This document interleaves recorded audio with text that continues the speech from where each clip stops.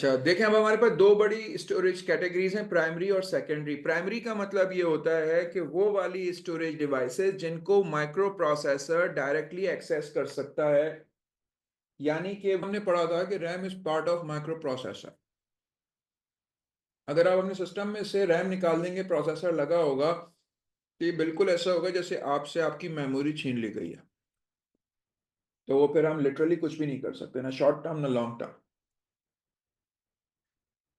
So much so, मेरे पास एक book है जो मेरे बैग में रखी हुई है, लेकिन उसका मेरे पास होने का मतलब ये नहीं है कि मुझे उसमें जो कुछ भी लिखा है सब पता है। मैं तो लर्न करता हूँ topic by topic, at my will, out of the need. ठीक है ना? तो दिस इज बेसिकली, बुक जो है वो मेरे पास है तो सही, लेकिन मेरी सेकेंडरी स्टोरेज है। मुझे पता कब चलेगा उसका? जब मैं उसको पढ़ूंगा। पढ़ूंगा तो वो मेरी नॉलेज में आएगा, नॉलेज में आएगा तो मुझे पता चलेगा। तो मेरी प्राइमरी स्टोरेज मेरी नॉलेज है। अब मेरे पास दो किस्म की नॉलेज है। एक वो नॉलेज है जो मेरा जिस्म चला रही है। मेरा दिल कैसे धड़कता है, मैं कैसे देखता हूं, मैं कैसे सांस लेता हूं, कैसे हजम करता हूं, कैसे सोता हूं, कैसे जागता हूं, मेरा ब्रेन कैसे काम करता है, मुझे भूख कैसे लगती है, मैं लर्न कैसे करता हूं, मैं चीजों को रिकग्नाइज कैसे करता हूं। ये वो सारी मेमोरी है जो अल्लाह मियां ने मुझ में पैदा होते हुए स्टोर कर दी। और मेरे पास उसको हैक करने का कोई भी तरीका नहीं है सिवाय अंदाजे लगाने के, जिसको मैं कहता हूं मेडिकल साइंस। तो ये जो मेरे सारे सिस्टम्स हैं जिनकी वजह से मैं चल रहा हूं या आप चल रहे हैं, सोना उठना जागना बढ़ना ग्रो करना, moving towards death, nothing is in my control and it is all happening because I am already pre-programmed for it. That is my ROM. Read only memory. My system only reads it and follows it. I cannot hack into it. That is ROM. But I can access directly. That is why it is said to be my primary memory. Whereas, अब मैंने अभी क्या पढ़ा, मुझे sir क्या बता रहे हैं, मुझे किस चीज का शौक है, मैंने अभी अभी एक मूवी देखी, मैं सर जफर का एक बोरिंग लेक्चर इस वक्त देख रहा हूं, अम्मी क्या पका लिया, ये सब कुछ मेरा टेम्पररी मेमोरी है। ठीक है ना? अगर दिल नहीं लग रहा तो बस देख लिया, वक्त गुजरा, खत्म। मूवी देखते हैं तो हमें कुछ चीजें उसकी याद रह जाती हैं, लेकिन वो टेम्पररी मेमोरी है। तो जब तक कोई चीज मेरी टेम्पररी मेमोरी में नहीं आती, मुझे पता नहीं चलता, मैं एंटरटेन नहीं होता, मैं सीखता नहीं हूं, मैं देखता नहीं हूं। ये मेरी रैम है, लेकिन इसको भी मेरा ब्रेन डायरेक्टली एक्सेस कर रहा है।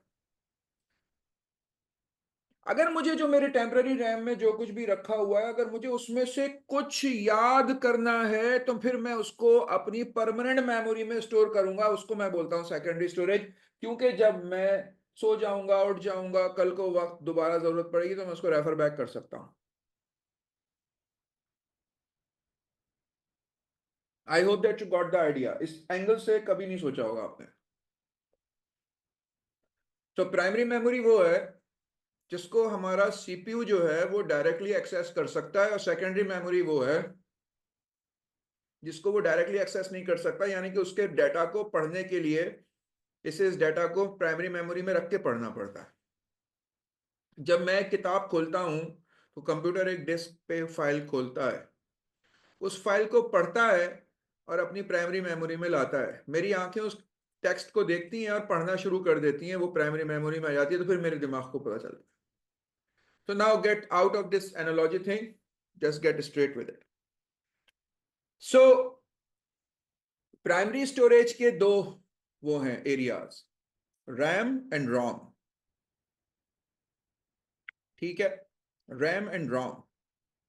RAM is temporary memory which system uses to learn everything for the time being, process everything for the time being, works it until it is up and running, but need it somehow. ठीक है ना? तो ROM क्या है? ROM is the memory that I don't have control of, but I need it to live, to get up to you people to teach, and you people to come, get taught, go perform jobs, studies, work, play, whatever. ये सब कुछ अंदर. तो अब जो है RAM और ROM के differences. RAM is volatile. Volatile का मतलब क्या हुआ? वॉलेटाइल का मतलब हुआ a memory that can hold on the data until or unless there is power supply. Volatility का एक्चुअल अंग्रेजी में मतलब ये होता है द चेंजिंग डेटा. सही है? The changing data which never remains the same. और ये non volatile, the data that can system retain on even when it is switched off, but it is read only. So what RAM does? Run the system. कैसे? It has the operating system which is running the application that we have loaded, और अगर उस application में मैंने कोई data खोला है तो वो भी मेरे पास रैम में होगा. जैसे मैंने सिस्टम को बूट किया तुम लोगों को पढ़ाने के लिए, मेरा मैक ओएस लोड हो गया, फिर मैंने जूम की एप्लीकेशन लगाई. अब मैंने जूम की एप्लीकेशन में शेयर करके अपनी फाइल, अपना डाटा शेयर कर रहा हूं. तो what you see on the screen is my data that is inside the Zoom application which is running on top of Mac OS. So that is why I can say if I don't have RAM, I won't be able to do it all. That is why RAM is used to run the system. सही है? But before that I was sleeping, as in computer was switched off. So when I switched on the computer, the system got up the way I got up. अब मसला ये है कि जब जिस वक्त सिस्टम बूट करना शुरू करता है, स्टार्ट होता है, अप होता है, तो उसको तो देखो जब तुम लोगों के पास आता है तो वो तो अप एंड रनिंग है, up up up and away. लेकिन जब वो बिल्कुल डेड स्टेट से आता है तो उसको इस तरीके से मैन्युफैक्चर किया जाता है कि the moment it gets out of the dead state it goes directly into ROM. ROM के अंदर एक सॉफ्टवेयर रखा हुआ होता है जिसको हम कहते हैं बूट स्ट्रैप, और समटाइम्स उसको लोडर के नाम से भी कहते हैं, बूट स्ट्रैप लोडर. तो ये जो मैंने ब्रैकेट लगाया इसका मतलब है ये ऑप्शनल वर्ड है. और इसके अंदर एक छोटा सा सॉफ्टवेयर और सेटिंग्स होती हैं, उनको कहते हैं basic input output system. It's like the mini operating system which works, make this system works before the operating system that we have installed over the hard disk takes over. So system gets up, runs into ROM, finds the bootstrap loader, loads into the RAM and starts executing it. Why? Because this bootstrap loader makes the system boot up into the operating system that we have installed. तो ROM का क्या काम हो गया? Boot the system. अगर ये ROM आप निकाल दें अपने सिस्टम में से, अब देखो इस ROM को उस ROM के कॉन्सेप्ट से वो नहीं करना जो तुम्हारे पास पोर्टेबल डिवाइसेस में ROM होती है ना. सही है ना? There is ROM in portable devices. तो वो ROM एक डिफरेंट है. इनमें क्या डिफरेंस है ये मैं आपको सिर्फ समझाने की बात कर रहा हूं. ठीक है ना? वो एक अलग कॉन्सेप्ट है, ये एक अलग कॉन्सेप्ट है. So there is ROM in portable devices and there is this ROM. सो ये आपको जो है ना ए लेवल के स्टूडेंट्स और ओ लेवल के स्टूडेंट्स को बड़ा कंफ्यूज करता है क्योंकि आप लोग जरा उससे ज्यादा यूज्ड टू है. सो ROM इन जनरल जो है, जो हमारे इसकी डेफिनेशन है सिलेबस की, उसका मतलब है कि this is a theoretical definition. ROM is read only memory. It is non volatile memory that doesn't lose data even when the power is off. Contains firmware. Firmware is the software inside the processor, तो it is boot loader, यानी कि boot strap loader, boot strap, and the BIOS, basic input output system. In traditional computers, it's found on the motherboard, mostly not writable or only partly writable. जैसा भी हम आगे चल के पढ़ेंगे इसकी टाइप्स को, तो पर्पस क्या है कि स्टार्टअप लेवल की इंस्ट्रक्शंस होती है. तो bootstrap loader is basically startup level instruction, a program that only works when the system boots up. सही है. तो ये है. अब रॉम इन पोर्टेबल डिवाइसेस, जैसे हमारे पास मोबाइल हैं, टैबलेट्स हैं, आईपैड्स हैं, तो manufacturer also call the built in storage ROM, but it is not correct in classical sense. जो हमारे पास अपना जो रॉम है ना, वो क्लासिकल सेंस में नहीं है. वो कहते हैं जैसे this phone has 128 GB ROM, but that 128 GB is basically the flash drive SSD. सही है ना. It's use to store your application files, operating system, fully writable. तो इसका मतलब है वो ROM actually read only memory नहीं है. So why the confusion? Because mobile brands started calling it ROM. ROM is equal to storage, even though it is not read only, it is just the marketing lingo. तो classical sense में ROM वो है जो हम पढ़ते हैं. तो ROM in syllabus is different, ROM in mobile is different. तो ROM मोबाइल के अंदर SSD को कहते हैं. तो हम उससे बिल्कुल कंफ्यूज नहीं होंगे, इसलिए मैंने आपको सारी ये स्टोरियां बताई हैं. तो अब आ जाए वापस स्टोरेज डिवाइसेस पर. तो हम आते हैं वापस रैम पे. तो रैम मैंने आपको बताया कि इट रन्स द सिस्टम, और ROM it boots the system. RAM upgradeable है. आपका सिस्टम स्लो होता है, आपको पहले पहले पहला वो क्या मिलता है, एडवाइस, आइडिया, रैम बढ़ा लो. तो इसका मतलब है अपग्रेडेबल है. इसकी तो हमारी एक्सेस ही नहीं होती. The moment system got up boots in, control has got transferred to you, आपकी रोम सिस्टम से विजिबल ही नहीं है. इवन कि जो ऑपरेटिंग सिस्टम इसने खुद लोड किया उसको भी नहीं पता कि पीछे वो कैसे लोड हुआ है. हालांकि उसको किसने लोड किया है, उस प्रोग्राम ने जो रोम में रखा हो. दूसरा ये है कि रैम जो है वो बिगर इन साइज है, और आप उसको जितना बढ़ा सकते हो बढ़ा लो. रोम ना अपग्रेडेबल है ना बड़ी है, क्योंकि इसकी हमें जरूरत ही नहीं होती ना. इसका सॉफ्टवेयर का भी अपडेट ही नहीं होता. ये तो सिर्फ और सिर्फ विद बूट काम कर रहा होता है. तो अब आप अपने सिस्टम में कुछ भी कर लें, उसको जैसा भी बना लें, सुपर कंप्यूटर हो, बूट तो करना है ना उसको. तो बूट करने के लिए हमें रोम चाहिए. अब आ जाए इधर. तो रैम के दो हिस्से हैं. रैम के अंदर दो हिस्से हैं. एक को हम कहते हैं, क्या नाम है, एस रैम, और एक को हम कहते हैं डी रैम. तो ये जो एस रैम है स्टैटिक है. स्टैटिक का क्या मतलब है? स्टैटिक का मतलब है कि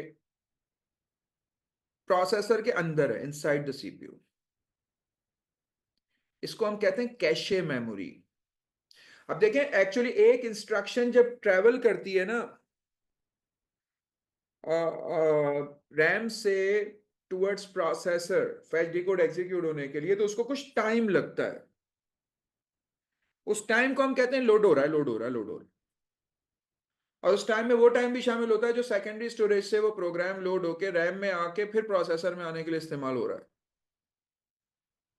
तो basically static RAM is inside the processor called cache.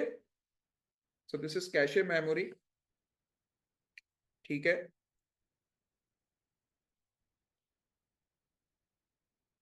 तो this is basically cache memory which is inside the processor. Cache memory as in जो हमने कभी पढ़ा होगा आपका वो बफर. तो सिस्टम क्या करता है, बहुत सारे इंस्ट्रक्शन अपने पास लाके रख लेता है इस कैशे में, और यहीं से एग्जीक्यूट करता है. जैसे जैसे वो इंस्ट्रक्शन एग्जीक्यूट होती जाती है, जगह खाली होती जाती है, पीछे से और इंस्ट्रक्शन आ जाती हैं. देन ये वेट नहीं करना पड़ता ना हार्ड डिस्क से यहाँ तक पहुंचने का, ना रैम से यहाँ तक पहुंचने का. लेकिन अगर ये नहीं होगी तो फिर सिस्टम स्लो हो जाएगा. So in a way S RAM is faster, D RAM is slower. अब डी रैम को डायनामिक रैम क्यों कहते हैं? डायनामिक रैम इसलिए कहते हैं कि वो उसकी कैपेसिटर की बनी हुई होती है. और ये वो रैम होती है जो हमारे पास सिस्टम में आपने देखा होगा लगती है. स्केल होता है ना 6 इंचेस वाला, वैसे तरह की शेप होती है और ये मदरबोर्ड पे लगती है। और एसरैम जो है वो इनसाइड द प्रोसेसर होती है, लेकिन ये दोनों पार्ट ऑफ द प्रोसेसर ही है, although DRAM is outside. Capacitor के अंदर क्या इशू होता है, capacitor can not hold on the electricity, so it leaks. तो कैपेसिटर क्योंकि लीक कर जाता है, तो इसका मतलब है कि हमें ऐसे सर्किट चाहिए जो डाटा के लीक होने से पहले उसको रिफ्रेश कर दें। So because of the presence of these refreshing circuits which are actually reading the data and refilling the capacitor electricity, यानी कि 0 और 1, तो इसलिए हम उसको कहते हैं dynamic. It is always updating itself. अपने को पढ़ रहा है फिर भर रहा है, फिर अपने को पढ़ रहा है फिर भर रहा है, इससे पहले कि जो उसमें रखा हुआ है वो गायब हो जाए कैपेसिटर के अंदर। सो DRAM is slower, SRAM is faster. DRAM is cheaper, SRAM is expensive.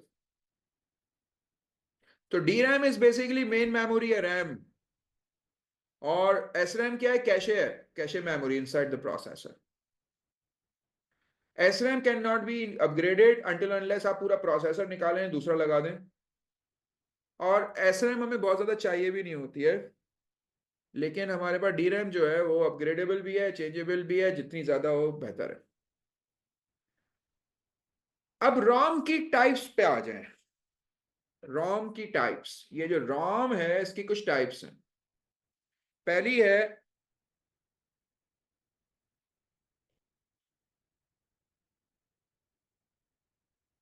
PROM, programmable ROM, read only memory. ये एक बार लिखी जा सकती है, मतलब you can write once on it. एक कॉपी का पेज है जिसपे आपने एक बार कुछ लिख दिया तो लिख दिया, खत्म। अब उसको अगर आपने पक्के पेन से लिखा है, मार्कर से लिखा है, बॉल पेन से लिखा है, अब आप उसके ऊपर दोबारा कुछ नहीं लिख सकते, वो बेकार ही हो जाएगा। सो आपको मैंने एक टर्म बताई थी, फर्मवेयर। सही है ना। रॉम क्या करता है, ROM holds on firmware. Firmware वो सॉफ्टवेयर होते हैं जो पहले से प्रोसेसर के लिए अंदर बने हुए हैं। आपकी फर्मवेयर में ये है कि आप कैसे ग्रो करेंगे, आप कैसे डाइजेस्ट करेंगे, आप कैसे सोएंगे, कैसे उठेंगे, कैसे वॉक करेंगे, कैसे सोचेंगे, और इनका आप पे कोई भी कंट्रोल नहीं है। मतलब आपका इन पे कोई भी कंट्रोल नहीं है, तो इनको फर्मवेयर कहते हैं। The processor inside the software inside the processor, और the software of the processor. तो परमानेंट फर्मवेयर है ये वाली, programmable ROM, once written written, erase नहीं होती।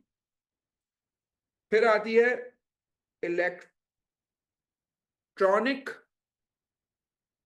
Programmable read only memory, EPROM।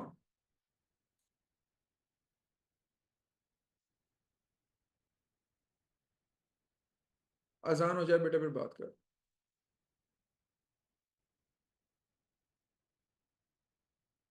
Alright, so first one is programmable ROM. It can only be written once. It is permanent firmware. It cannot be erased. दूसरी है erasable programmable read only memory. It can be erased, और ये use करती है UV light to erase, ये use करती है ultraviolet. ठीक है। तो जब आपको erasable programmable read only, programmable का मतलब है किसी भी चीज को, प्रोग्रामेबल का मतलब है कि उस पर आप अपना सॉफ्टवेयर सेव कर सकते हैं, वो प्रोग्रामेबल कहलाता है। फिर आप उसको पढ़ पढ़ के चलाएं। So the ability to store the program makes the thing programmable, but that thing do not use the program, processor use the program. Programmable read only memory का मतलब है you can write your program on it but once. Erasable programmable read only memory का मतलब है कि you can erase it and you use it, you use what, ultraviolet light to erase. ये older firmware अब इस्तेमाल नहीं होती, it used to be the case. अब आती है electronically erasable programmable read only memory। ये आपकी जो फ्लैश मेमोरीज है ना, वो है, मतलब ये आपकी जो यूएसबी ड्राइव्स होती हैं, ये वो है। तो मॉडर्न बायोस चिप्स जो हैं वो ये हैं, यानी कि आप समझते हैं कि ये जो है वो फ्लैश मेमोरीज या यूएसबी ड्राइव जो हैं उनकी मदर है। यहां से सिस्टम शुरू हुआ था। तो जो कंप्यूटर में रह गया वो बायोस कहलाया, जो बाहर निकल गया वो यूएसबी फ्लैश ड्राइव कहलाया। फ्लैश का मतलब है बना हुआ है ये नैंड गेट से। फ्लैश का जहां पे भी वर्ड आएगा ना, फ्लैश, FLASH, वो नैंड गेट की यूजेज है। So it can be erased, but it can be erase electrically, electronically, बिजली से। हमारी SSD तो बिजली से चलती है ना भाई, स्टोर करंट ही तो करती है, इलेक्ट्रॉनिक्स। सही है। So it is modern BIOS chips और it is flash storage. This is the modern thing, this is the old thing. This does not make sense now. It used to be old thing.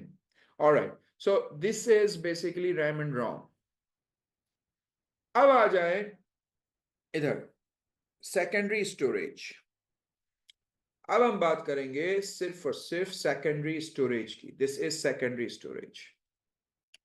Secondary storage में आपके पास categories हैं।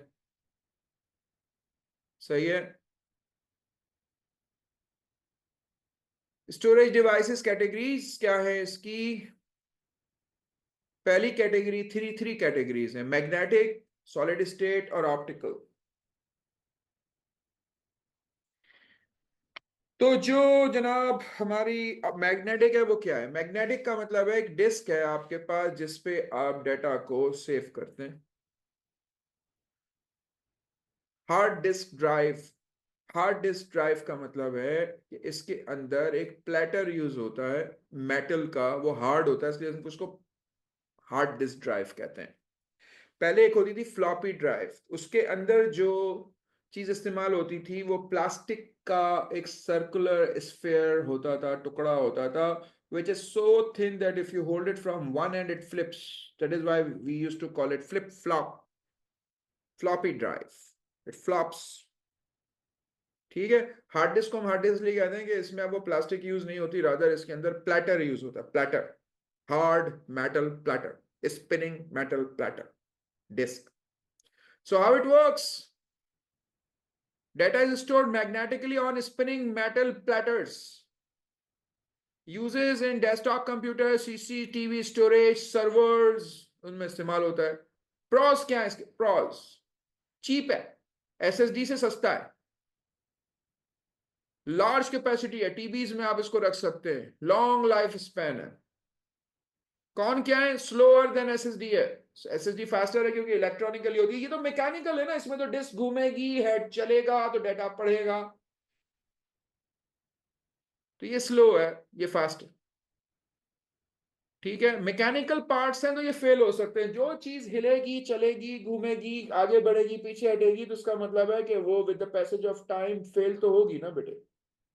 तो mechanical है ये, इसमें moving parts हैं, इसी वजह से हम इसको सॉलिड स्टेट कहते हैं कि इसमें मूविंग पार्ट्स नहीं है। So life is lesser than SSD but it is good enough. तो मैग्नेटिक डिस्क किस तरह काम करती है? ये मैंने मैग्नेटिक डिस्क तो नहीं बनाई, लेकिन मैंने बनाई है फ्लॉपी डिस्क। इस पे एक मटेरियल लगा होता है। अब ये सिलेबस में कुछ है कुछ नहीं है, लेकिन हम इसको अलग अलग करके पढ़ नहीं सकते। तो ये मैग्नेटिक डिस्क होती है, ये एक प्लास्टिक का स्फेयर होता है, इसके ऊपर आयरन सल्फेट या फेरस सल्फेट का मटेरियल लगा हुआ होता है। तो सिस्टम इसको पहले क्या करता है? फॉर्मेट। अब आपके पास जो डिस्क आती है वो ऑलरेडी फॉर्मेट होती है, तो इस मटेरियल को जो ऐसे इधर उधर बिखरा हुआ स्प्रेडेड होता है, पहले हम इसको सर्कल्स में अरेंज करते हैं। इन सर्कल्स को हम कहते हैं tracks. Track, track, track, track, track, track. और फिर इन ट्रैक्स को हम ऐसे डिवाइड करते हैं जैसे हम पिज्जा को काटते हैं ना। तो जो ये डब्बे बनते हैं, अब ये जैसे ये एक डब्बा है, ये वाला एक डब्बा है, ये वाला एक डब्बा है, एक अंदर छोटा है, एक बाहर बड़ा है, इनको हम कहते हैं सेक्टर्स। हर सेक्टर पे फाइल सेव होती है। और एक जनरल विजडम है, पुराना जो एक सिस्टम था उसके अंदर एक सेक्टर में 512 बाइट्स होते हैं। तो अब फर्ज करें अगर आपके पास 1 MB की फाइल है, 1 MB में होते हैं, MIB की बात कर रहा हूं, 1024। तो इसका मतलब हुआ कि 1024 MB है ना, मेगा। तो इसको हम 1024 इंटू 1024 करते हैं, तो ये बनेंगे अराउंड 1 मिलियन, 1.49 मिलियन बाइट्स बनेंगे।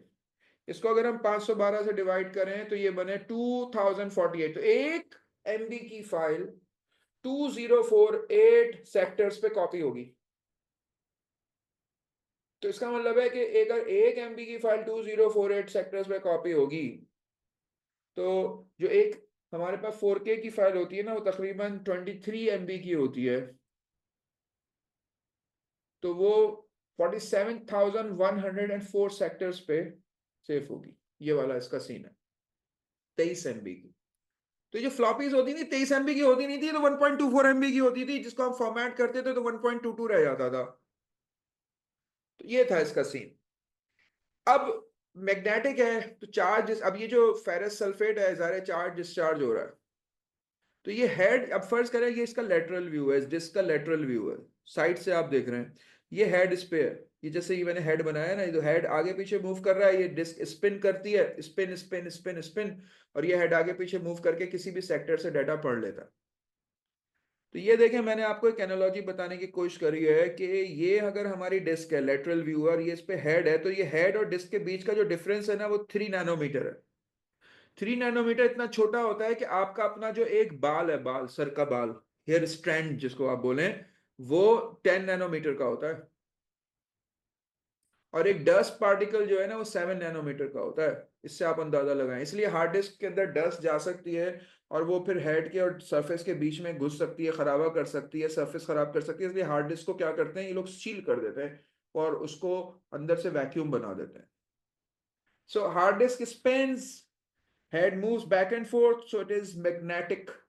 एंड मैग्नेटिक मूविंग पार्ट्स की वजह से हम उसको क्या बोलते हैं, mechanical. That is how it works.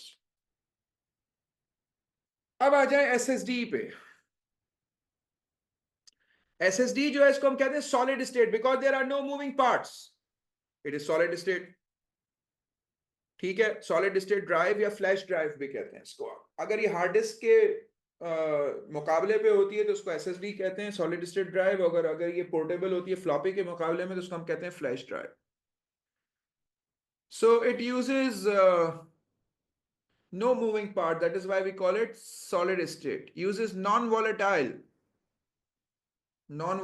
ROM की तरह फ्लैश मेमोरी। अगर आपको याद हो, आपने ओ लेवल में पढ़ा होगा फ्लोटिंग गेट्स, ट्रांजिस्टर होते हैं इनको हम कहते हैं floating gate transistor. O level में पढ़ते हैं हम उसको। फ्लोटिंग गेट ट्रांजिस्टर का मतलब है ऐसा ट्रांजिस्टर जो बिजली को स्टोर करके रख सकता है और अगर बिजली डिसकंटिन्यू हो जाए it can still hold on it. तो हर एक ट्रांस उस पे गेट, फ्लोटिंग गेट के ऊपर एक कंट्रोल गेट भी होता है जो उसको डाटा उसमें रखता है और इरेज करता है। एक गेट का मतलब एक बिट। तो SSD is basically solid state drive or flash drive. It uses non-volatile flash memory. It has got no moving parts. That is why we call it solid state. It is used in laptops, mobile phones, USB drives. ठीक है ना। तो SSD basically जब नहीं, जो mobile drives में portable devices में होती है तो SSD नहीं होती, उसको हम कहते हैं फ्लैश मेमोरी, जिसको जनरली ये मार्केटिंग लिंगो में बोलते हैं रोम। इसके प्रॉस क्या है, वेरी फास्ट, क्योंकि बिजली की रफ्तार से चल रहा है ना, इलेक्ट्रिसिटी की स्पीड से, इलेक्ट्रॉन की स्पीड से। Very fast access speed, durable है, साइलेंट है, नो मूविंग पार्ट्स ना। लेकिन कौन इसके ये हैं कि more expensive per GB than hard disk, और इसकी लिमिटेड राइट साइकिल्स है। इसके जो ट्रांजिस्टर है ना वो गिव अप कर देते हैं, मतलब, लेकिन वो मिलियंस ऑफ टाइम के बाद करते हैं। ट्रांजिस्टर में जो है ना वो रेजिस्टेंस आ जाती है with the passage of time, लेकिन वो passage of time is tens of years. ठीक है। तो उसके बाद आती है ऑप्टिकल। ऑप्टिकल हम कहते हैं सीडी वीडी जो होते हैं, सीडी डीवीडी ब्लू रे। तो ऑप्टिकल का मतलब है works with light, uses laser to read and write data on the disk. ठीक है ना।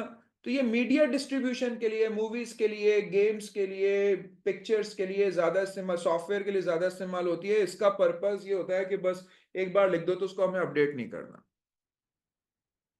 ठीक है। तो ऑप्टिकल ड्राइव्स ये होती हैं, बहुत कम होती है मेरा ख्याल है। अब आप लोग गेम्स के अलावा तो किसी भी चीज़ के लिए इसको इस्तेमाल नहीं करते। ना हम मूवीज़ के लिए अब इसको इस्तेमाल कर रहे हैं, ना हम इमेजेस पिक्चर विक्चर के लिए कर रहे हैं, ना हम रिकॉर्ड कर रहे हैं। अब तो हम SD कार्ड लगा के फ्लैश ड्राइव पे डायरेक्ट रिकॉर्ड भी करते हैं हमारी डिवाइसेस सारी। हम तो कहीं पे CD DVD यूज़ ही नहीं कर रहे हैं। तो उसका मतलब है कि ये सिर्फ अब Xbox कोई खेल रहा है या PS4 5 खेल रहा है तो उसके गेम्स ही आ रहे हैं इसके ऊपर, बस। उसके अलावा तो अब मैंने इसका करंट कोई यूज नहीं देखा है, और वो भी सारे ब्लू रे पे ही आते हैं। So how it works, it makes use of laser to read and write data on the disk. अब लेजर से डिस्क पे राइट कैसे करते हैं आपको पता है? लेजर से डिस्क पे गड्ढे बनाते हैं, पिट्स बनाते हैं हाई इंटेंसिटी लेजर से। तो हम ऑप्टिकल ड्राइव्स पे ये नहीं बोलते हम राइट कर रहे हैं, हम बोलते हैं बर्न कर रहे हैं, बर्न। तो data is burn over this. It is cheap है, चीप टू प्रोड्यूस है। अब जो सीडी होती है उस पर आप 700 800 MB तक डेटा रख सकते हैं। जो डीवीडी होती है, सॉरी, हाँ 708 से डीवीडी पे आप रख सकते हैं कोई 4 GB तक, ठीक है। डीवीडी होती भी डुअल लेयर है। और ब्लू रे पे आप 25 GB तक डेटा रख सकते हैं। इट इज़ वेरी स्लो, और अब तो it is becoming obsolete, but it use to be the talk of town once, आपको भी याद होगा।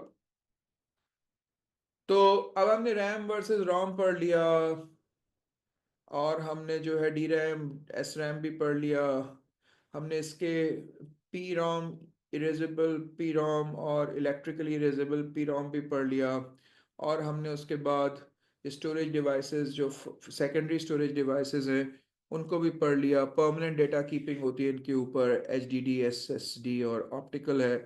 मेमोरी डिवाइसेस भी पढ़ लिया जिसमें रैम रोम है, ठीक है ना।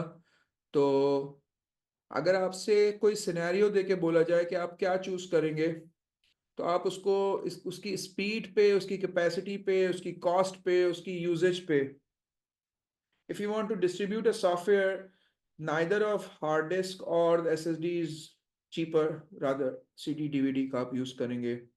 If it comes to cost and you are on the budgetary side, तो आप मैग्नेटिक हार्ड डिस्क लेंगे। But if you are comfortable, then you would go for solid state. If you like to have data in TBs, the solid state drive in TBs is, so let me tell you my experience। मैंने एक लिया है Samsung का 4 TB का एक module, external SSD ली है 4 TB की। तो भाई वो मुझे कॉस्ट करी है 88,000 की, और वो भी नया मॉडल नहीं है। अगर आप 4 TB की मैग्नेटिक डिस्क लेंगे तो वो 10-12 हज़ार रुपए की मिल जाएगी। इतना फर्क होता है, 10 टाइम्स, ठीक है। यूजेज पे भी है। अब गूगल और फेसबुक जो है अपना डाटा सेव करने के लिए एसएसडीज नहीं लगाते, वो मैग्नेटिक हार्ड डिस्क ही लगाते हैं। अगर आपको मैग्नेटिक हार्ड डिस्क का एरे भी इस्तेमाल करना पड़े, क्लस्टर भी इस्तेमाल करना पड़े, स्टैक भी यूज करने पड़े उसके, फिर भी सस्ता पड़ता है।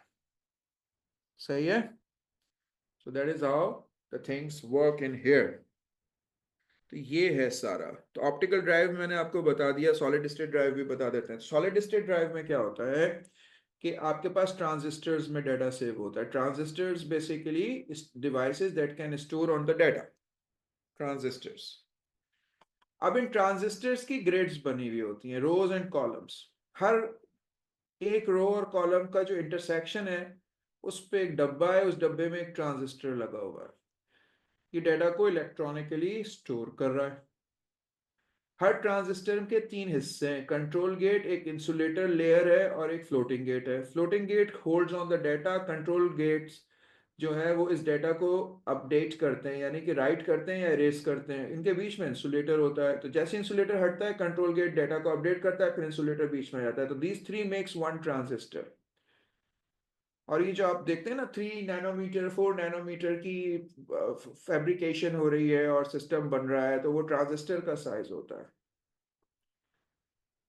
जिस ड्राइव में लिखा होता है फ्लैश ड्राइव, उसको पता चलता है कि नैंड से हम बनाते हैं। नॉर से भी बनने वाली मेमोरीज होती हैं, लेकिन जनरली जो हम मेमोरीज देखते हैं ना एसएसडी की, वो सारी फ्लैश ड्राइव्स होती हैं, यानी कि वो नैंड गेट से बनी होती है। नैंड गेट से आप ज्यादा डेंस, ज्यादा ऑप्टिमल, एफिशिएंट स्टोरेजेस बना सकते हैं नॉर के मुकाबले में। नॉर भी इस्तेमाल होता है लेकिन डिफरेंट केसेस में होता है, वो हमारा पर्पज नहीं है। तो ज्यादातर जो एसएसडीज हैं वो नैंड होती है, because you can create dense transistors layers to store data that can be efficiently accessed.